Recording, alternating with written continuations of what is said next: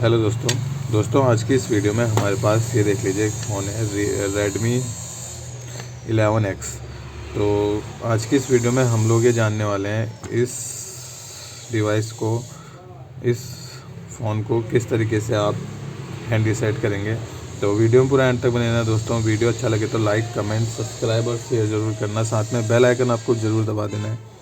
और वीडियो से रिलेटेड कहीं आपके सवाल हो या फिर कहीं समझ में ना आ रहा हो तो आप कमेंट सेक्शन में कमेंट कर सकते हैं। और इंस्टाग्राम में भी आप मुझे फॉलो कर सकते हैं, लिंक आपको डिस्क्रिप्शन में मिल जाएगा। तो सबसे पहले दोस्तों फ़ोन को आपको पावर ऑफ कर लेना है।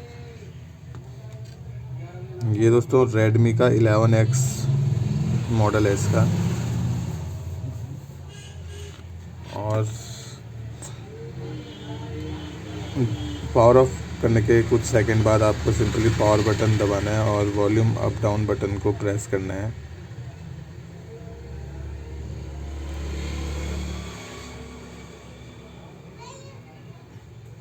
तो जैसे ही आप वॉल्यूम अप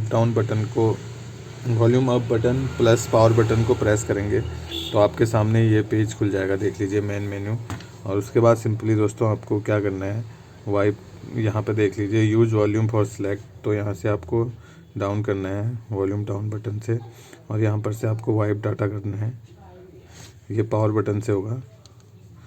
तो आप जैसे ही वाइप डाटा कर लोगे उसके बाद सिंपली दोस्तों नीचे आपको जाना है गो टू बैक मेन्यू में, और उसके बाद फ़ोन को आपको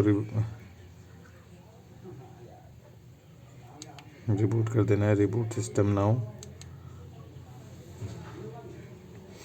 तो इस तरीके से दोस्तों आप फ़ोन को हैंड रीसेट कर सकते हैं, ओनली हैंड रीसेट। अगर आप पासवर्ड लगा के भूल गए हैं तो आज तरीके से Redmi 11X को आप, जो कि 5G फ़ोन है, इसे आप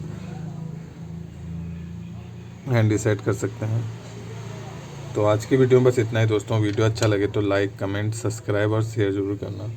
धन्यवाद दोस्तों।